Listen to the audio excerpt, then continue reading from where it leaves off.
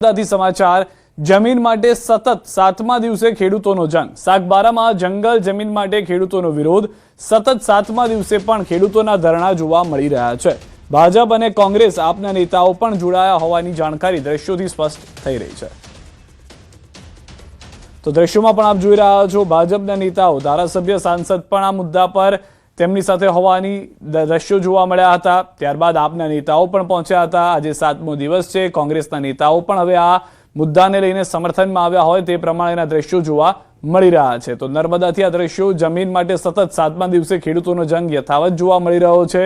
કેટલાક જે ખેડૂતો છે તેઓએ સ્પષ્ટ કર્યું છે કે જ્યાં સુધી તેમની માંગ માનવામાં નહીં આવે ત્યાં સુધી તેઓ ત્યાંથી હટશે નહીં અને ત્યાં જ રહેશે। પોતાની માત માન્યા બાદ જ તેઓ ત્યાંથી ખસશે। સરકાર સુધી રજૂઆત કરી હોવાની આમાં જે દ્રશ્યો જોઈ રહ્યા છો તેમાં ચોથા દિવસની અંદર જ્યારે ધારાસભ્ય પહોંચ્યા હતા ભાજપના ત્યારે તેઓએ પણ કહ્યું હતું કે મુખ્યમંત્રી સુધી રજૂઆત કરી છે। તો ઉમરપાડા અને સાગબારાની જંગલની જમીનનો મામલો ગરમાયો છે। જમીન વિવાદને લઈને રાજકારણમાં કોંગ્રેસ નેતાઓના ભાજપ નેતાઓ પર પ્રહાર જોવા મળ્યા। ભાજપ નેતાઓના વિરોધને કોંગ્રેસે નાટક ગણાવ્યું। ધરણા પર બેઠેલા ખેડૂતોની મુલાકાત કરવા સાગબારા પહોંચ્યા કોંગ્રેસ નેતાઓ। વિરોધ પક્ષના નેતા તુષાર ચૌધરી, વાંસદાના ધારાસભ્ય આનંદ પટેલ, પૂર્વ ધારાસભ્ય પીડી વસાવા અને સુખરામ રાઠવા સહિત કોંગ્રેસ આગેવાનોએ કરી મુલાકાત। કોંગ્રેસ નેતાઓએ કહ્યું પોતાની જ સરકારમાં સાંસદ અને ધારાસભ્ય ધરણા પર બેસવું પડે તો શરમની વાત છે। તેમનું રાજીનામું આપી દેવું જોઈએ। તેઓએ રાજકીય સ્ટન્ટ માટે ભાજપના નેતાઓ અહીંના ખેડૂતોને હેરાન પરેશાન કરી રહ્યા હોવાનો આક્ષેપ કર્યો। મારી સરકાર હોય ને મારું નહીં સાંભળતી હોય ને ઉપવાસ પર બેહવું પડે એના કરતા તમારે ધારાસભ્ય ને સંસદ પદ જ છોડી દેવું જોઈએ। પોતાની સરકાર છે, પોતાની માં પીરસનાર છે અને છોકરા ભૂખે મરે એટલે દર્શનાબેન અને મનસુખભાઈ તો રાજકારણ જ છોડી દેવું જોઈએ। માત્ર નાટક કરવા માટે અહીં ધરણા પર બેઠા એ મને નવાઈ લાગે છે। ત્યારે અહીંના જે ભારતીય જનતા પાર્ટીના ધારાસભ્યો હોય કે સાંસદ હોય એ એવું માને છે કે ના ભલે ઉમરપાડામાં તો ઉમરપાડામાં પણ અમારા જિલ્લાના છે ને તો અમારે એમને અધિકાર ઉમરપાડામાં પણ અપાવો છે। એટલે લડાઈ ખરેખર આ લડાઈ નથી, આ નાટક છે। સરકાર એ લોકોની છે। તો જે રીતે આપણે સાંભળ્યું કોંગ્રેસ નેતાઓનું ભાજપ નેતાઓ પર હવે આક્ષેપ પ્રતિ આક્ષેપ શરૂ થઈ ચૂક્યા છે। ભાજપ નેતાઓ તરફથી હજી સત્તાવાર કોઈ પ્રતિક્રિયા નથી આવી, પરંતુ ખેડૂતો કે જ્યાં ત્યાં સમર્થનમાં છે, જો ઈચ્છે ભાજપના એ ધારાસભ્ય અને સાંસદ તો આ વાત મનાવી શકે છે તેવું કોંગ્રેસનું કહેવું છે। કોંગ્રેસના કેટલાક નેતાઓ અંદર એ પણ ગણગણાટ કરી રહ્યા છે કે ભાજપના જ નેતાઓએ ઊભું કરેલું આ તરકટ છે જેના કારણે જ ખેડૂતોને હેરાન થવું પડી રહ્યું છે। હાલના દ્રશ્યોની અંદર કોંગ્રેસના નેતાઓને આપ જોઈ રહ્યા છો। આ પહેલા આમ આદમી પાર્ટીના નેતાઓ પણ આ વિરોધ પ્રદર્શનમાં જોડાયા હતા અને જે આંદોલન કરવામાં આવી રહ્યું છે તેમાં તેઓએ પણ સમર્થન આપ્યું હતું, પરંતુ ખુદ ભાજપના ધારાસભ્ય અને સાંસદ કે જે આ વિરોધમાં જોડાતા સરકાર સામે માંગ કરતા જોવા મળ્યા તેને લઈને આ સમગ્ર સવાલો ઊભા થયા છે। સુરત જિલ્લાના ઉમરપાડા તાલુકામાં જંગલ જમીનના ખેડાણ મુદ્દે વિવાદ વકરી રહ્યો છે। મોટી સંખ્યામાં સ્થાનિક આદિવાસીઓએ તાલુકા મથકેથી મામલતદાર કચેરી સુધી પગપાળા રેલી યોજી વિરોધ નોંધાવ્યો અને રાજ્યપાલને સંબોધીને આવેદનપત્ર આપ્યું। બહારના ખેડૂતો દ્વારા જંગલ વિસ્તારમાં ગેરકાયદેસર ખેડાણ થતું હોવાના આક્ષેપ કરી તાત્કાલિક કાર્યવાહી અને સ્થાનિક આદિવાસીઓના હક હિતના રક્ષણની માંગ કરવામાં આવી। માંગણીઓનો ઉકેલ નહીં આવે તો આગામી દિવસોમાં ધરણાની ચીમકી પણ આપવામાં આવી છે।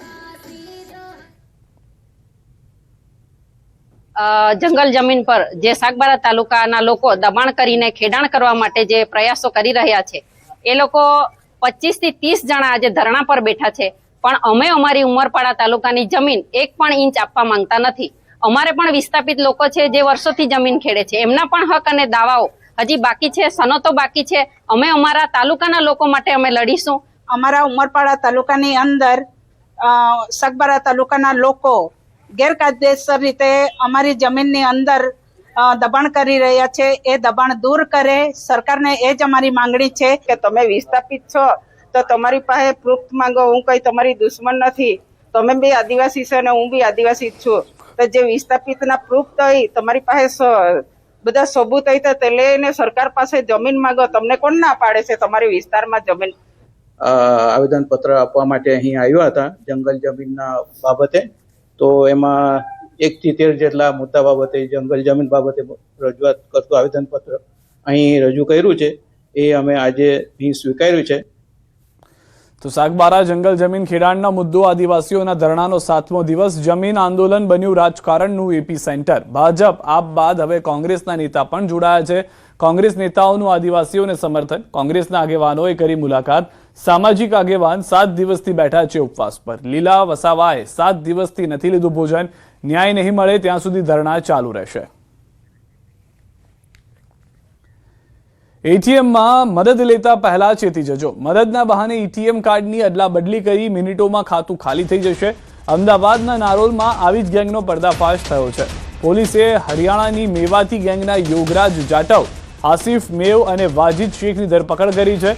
આરોપીઓ ગ્રાહકોને વિશ્વાસમાં લઈ એટીએમ કાર્ડ બદલી લેતા અને પિન મેળવી રોકડ ઉપાડ્યા બાદ પીઓએસ મશીન મારફતે પણ રકમ પોતાના ખાતામાં ટ્રાન્સફર કરતા. આરોપીઓ પાસેથી 146 એટીએમ કાર્ડ, રોકડ રૂપિયા, પીઓએસ મશીન સહિત રૂપિયા 3.94 લાખનો મુદ્દામાલ મળી આવ્યો છે. પોલીસે આ ગેંગના 9 ગુનાનો ભેદ ઉકેલી કાઢ્યો છે અને વધુ તપાસ હાથ ધરી છે. તો દ્રશ્યોમાં પણ જે રીતે આપ જોઈ રહ્યા છો, ગેંગ જે છે તે સક્રિય થાય છે. પહેલા એ રીતના પ્રયાસ કરે છે કે જાણે તમારું કાર્ડ ચાલી નથી રહ્યું, ત્યારબાદ જે ખોટું કાર્ડ છે તે તેમાં રિપ્લેસ કરી કાઢે છે અંદરો અંદર, અને ત્યારબાદ ગ્રાહકને એમ થાય છે કે અત્યારના મશીનમાં તકલીફ છે, ગ્રાહક ત્યાંથી એ બદલાયેલું કાર્ડ લઈ અને નીકળી જાય છે. પરંતુ જે સાચું કાર્ડ છે એનો જે પિન છે એ આ લોકો પોતે જોઈ લે છે. ત્યારબાદ બીજા એટીએમમાં જઈ અથવા તો પીઓએસ મશીનમાં જઈ અને તેમાંથી પૈસા ઉપાડી લે છે અથવા તો પૈસા ટ્રાન્સફર કરી લે છે. આવા અનેક ગુનાઓ નોંધાયેલા છે અને હાલમાં જે જાણકારી મળી રહી છે તે પ્રમાણે 9 ગુનાનો ભેદ ઉકેલી દેવામાં સફળતા મળી છે. પોલીસ દ્વારા આરોપીઓ પાસેથી કુલ 146 જુદી જુદી કંપનીઓના એટીએમ કાર્ડ રિકવર કરવામાં આવ્યા છે કે જેમાંથી અન્ય જે ભોગ બનનાર હતા એ લોકો સાથે છેતરપિંડી કરી અથવા એમને છેતરી અને ગમે તે રીતના એમની પાસેથી એટીએમ મેળવી લેતા હતા. અત્યાર સુધી આપણે 9 ગુના ડિટેક્ટ કર્યા છે ટોટલ. એમાંથી લગભગ 9.5 લાખ ઉપરાંતની રકમની ટોટલ છેતરપિંડી થયાનું જણાય છે. સુરત મેડિકલ કોલેજમાં રેગિંગનો મામલો. આરોપી અનુજે રેગિંગના આક્ષેપોને ફગાવી દીધા. સિનિયર ડોક્ટર કોઈ કામનો આદેશ આપે તેને રેગિંગ ન કહેવાય. સિનિયર હોવાથી જુનિયરને કામ બાબતે અપાતા હતા આદેશ. ન્યાયતંત્ર પર વિશ્વાસ હોવાની કરી વાત. હર્ષ પંડ્યાના આપઘાતને લઈને પણ શોક વ્યક્ત કર્યો. આપઘાતનું કારણ રેગિંગ નહીં, બીજા અન્ય કારણો પર હોઈ શકે છે. रैगिंग हुई नहीं है, बिल्कुल भी रैगिंग का जो भी इल्जाम लगाया गया है वो सभी बेबुनियाद है. ये न्याय तंत्र डिसाइड करेगा कि रैगिंग हुई है कि नहीं हुई है, सही में रैगिंग हुई है कि नहीं हुई है. इंस्ट्रक्शंस देने को रैगिंग नहीं बोला जा सकता है. हम लोग बहुत ही शौक में है कि उसने सुसाइड किया है, पर उसके कई कारण हो सकते हैं. बस मैं यही बोलना चाहूंगा. અમદાવાદથી સમાચાર. એસીબીનો વધુ એક સપાટો. સરકારી કચેરીમાં ભ્રષ્ટાચારનો વધુ એક કિસ્સો. હાલમાં જે જાણકારી મળી રહી છે તે પ્રમાણે સ્ટેટ ટેક્સ વિભાગના 2 અધિકારીઓ એસીબીની જાળમાં આવી ગયા છે. લાંચના ચટકામાં બંનેને રંગે હાથે ઝડપી પાડવામાં આવ્યા છે. લાલ દરવાજા બહુમાળી ભવન સ્થિત રાજ્ય વેરા કચેરીમાં ટ્રેપ હતું. ₹25,000ની લાંચ લેતા સ્ટેટ ટેક્સ ઓફિસર અને વેરા નિરીક્ષક ઝડપાયા છે. State tax officer Kamlesh Thakor અને રાજ્ય વેરા નિરીક્ષક અઝીઝ મંસૂરીની ધરપકડ થઈ છે. યુનિક કોમ્પ્રેસર ટેકનોલોજીના સંચાલક પાસે લાંચની માંગણી કરી હતી. રિટર્ન ન ભરાતા ફ્રીઝ કરાયેલું ખાતું અનફ્રીઝ કરવા માંગ્યા હતા રૂપિયા. હિંમતનગર બાયપાસ રોડ પર કારમાં ભીષણ આગ લાગી. એક જ દિવસમાં કારમાં આગની બીજી ઘટના બની છે. અચાનક કારમાં આગ લાગતા ચાલક સમય સૂચકતા વાપરી બહાર નીકળી જતા દુર્ઘટના ટળી છે. પળવારમાં જ આગની જ્વાળાઓમાં લપેટાઈ જતા કાર સંપૂર્ણ સળગી ગઈ. પ્રાંતિજનો યુવક કાર લઈને બાયપાસ રોડ પરથી પસાર થવા દરમિયાન આગ લાગી. ઘટનાને પગલે ફાયર ટીમ અને પોલીસ સ્થળ પર પહોંચી છે. પોરબંદરમાં પ્રેમ લગ્નના વિરોધમાં યુવતીનો ફિલ્મી ઢબે અપહરણનો મામલો સામે આવ્યો છે. લગ્ન નોંધણી રદ કરાવવા કલેક્ટર કચેરીએ પહોંચેલા પરિવારજનોએ પોલીસની ગાડી રોકી યુવતીને બળજબરીથી ઉતારી લઈ ગયા હતા. પોલીસે તાત્કાલિક કાર્યવાહી કરી યુવતીને હેમખેમ મુક્ત કરાવી છે. આ મામલે પોલીસની ફરજમાં રૂકાવટ, અપહરણ અને એટ્રોસિટી સહિતનો ગુનો નોંધવામાં આવ્યો છે. હાલ વકીલ સહિત કુલ 8 આરોપીઓની ધરપકડ કરવામાં આવી છે. પોલીસે સમગ્ર મામલે વધુ તપાસ હાથ ધરી છે.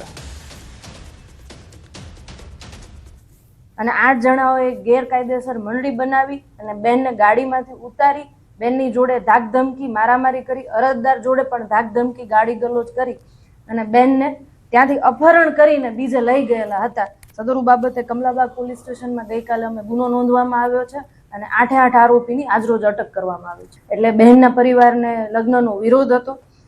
બેનની ઉંમર 19 વર્ષની છે. બેનને અમારા દ્વારા પૂછવામાં આવ્યું કે આપનો શું નિર્ણય છે, ત્યારે એમના દ્વારા જણાવવામાં આવ્યું હતું કે એમને હાલ સખી વન સ્ટોપ સેન્ટરમાં રહેવું છે અને ત્યારબાદ આ છોકરા જોડે લગ્ન ગ્રંથિથી જોડાવા માંગે છે.